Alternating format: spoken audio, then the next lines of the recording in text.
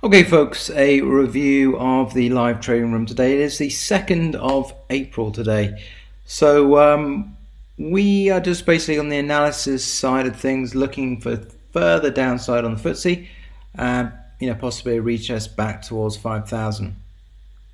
So we actually had a longer term trade here, which actually fits into a swing trade because it's quite a big swing trade. Is basically a bigger target with a bigger stop, which takes a number of days to complete and sometimes weeks. So we're looking for a sell area of 5450 to 5500 with stops above 5720, targeting 5100. So pretty good risk reward there, and we're going to see how that one plays out. But that has triggered today. Obviously negative short term and long term. 5-minute bar I was going to confirm in the room. Now we move into the gap. So I had the closing gap, which was yesterday's official closing price on the FTSE, as high probability is filling today. So remember, we only indicate if it's likely to fill here, otherwise we say no trade. So it was at 54.54. That means if we open above, which we're expecting the market to move down. So that gives us a good indication of which way we should be trading, because the closing gap is likely to fill. It has that magnetic attraction.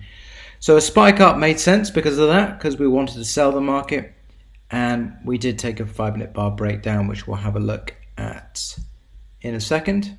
All right, so the open of the market was here. This is a 5-minute chart. Let me just move this over so you can see it. So 5-minute chart here, first candlestick here. Don't forget, ultimately we were looking for the market to move down to 54.54 here. So so that was the magnetic attraction. You'll see that the market opened at 54.93. So had it spiked, we actually wanted to sell a spike up at 55.13. That was a sweet spot. So had we spiked up there in the room, we would have sold it to target the gap with about a 40-point stop. It didn't do that though. It didn't spike up enough, so we were left with a 5-minute bar. 5-minute bar made sense. 5-minute bar triggers basically if a 2-pip break below the low. So and let's just call that 70. It's 2 pips below, and we put our stops 2 pips above this one. And the spread has increased at the moment. It's a 2-point spread at the moment, so it didn't quite get stopped today, and we came down and we decided to take half profits at the gap close, move stop to break even, and we left the rest for the target at 54.40.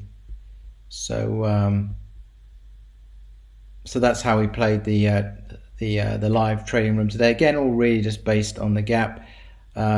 Since then, we've come up to my optimal sell level at 55.13, just failed there, and we're coming back down again. But the swing trade has triggered in the 54 to 5500 range, so that's currently live in the market.